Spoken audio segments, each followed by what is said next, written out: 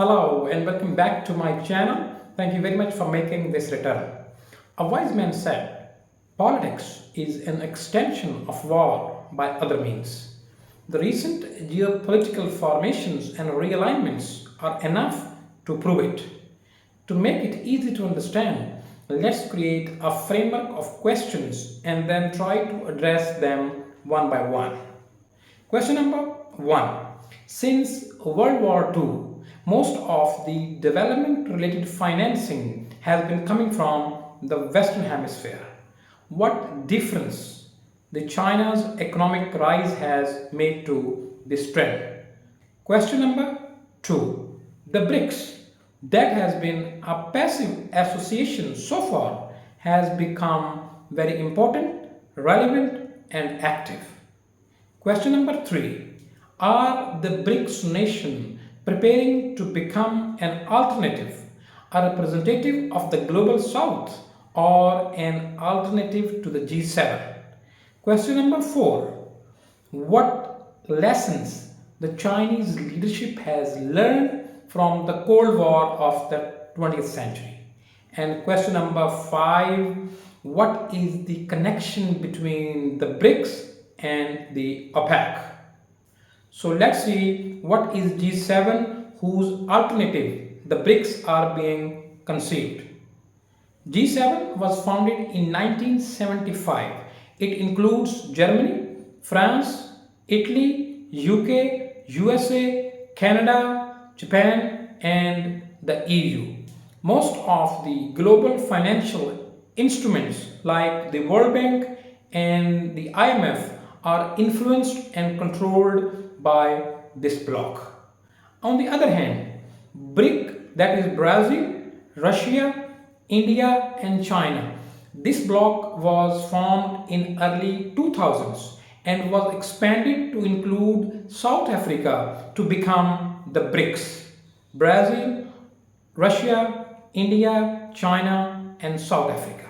A less celebrated yet very significant development occurred 10 years ago when the BRICS nation founded the new development bank with a seed money of 50 billion. The bank is open to new members and countries like Egypt, UAE, Bangladesh, and Uruguay, they have bought their share just recently.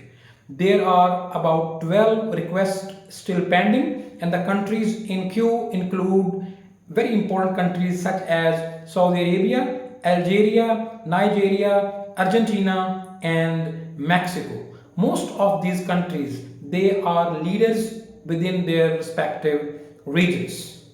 It is very interesting to note that the growth within the BRIC nations is not similar or same. China has outweighed the other members. For instance, China's GDP has grown from 6 trillion in 2010 to 18 trillion in 2021. During the same period, India has grown from 1.7 trillion to 3.2 trillion. The other three members have shown totally stagnated growth. The Western powers, they are keeping a very close eye on the developments that are occurring within BRICS or around its peripheries. Now, the Middle East. Apparently, Middle East does not appear within this equation. But no global conflict is complete without the Middle East. Chinese understand this very well. They have learned a lot of lessons from the Cold War of the 20th century, especially the end part, the Afghan War. They understand that Saudi Arabia played a pivotal role in the Afghan War. Not only the Saudis, they provided the financial muscle, they also provided the dogmatic foundation required to recruit the human resource in order to defeat the USSR within Afghanistan. The crescent and the cross, they were married to zygote a coalition that was used to stop the expansion of the Red Army from Afghanistan to the Arabian Sea. Saudi Arabia is transforming under the young and dynamic leadership of Prince Mohammed bin Salman. Rigid theological foundation and the Bedouin philosophy are the things of past for modern Saudi Arabia. They have chosen China as a new development partner. The Chinese government and Chinese companies, they are helping Saudis in multiple sectors, from mining to construction, from mineral processing to water desalination. Not only the Chinese are helping Prince Mohammed bin Salman in his development work, they are also helping to broker the deal between Saudi Arabia and Iran. If China can take Iran and Saudi Arabia on board, they can galvanize the OPEC and BRICS as one entity.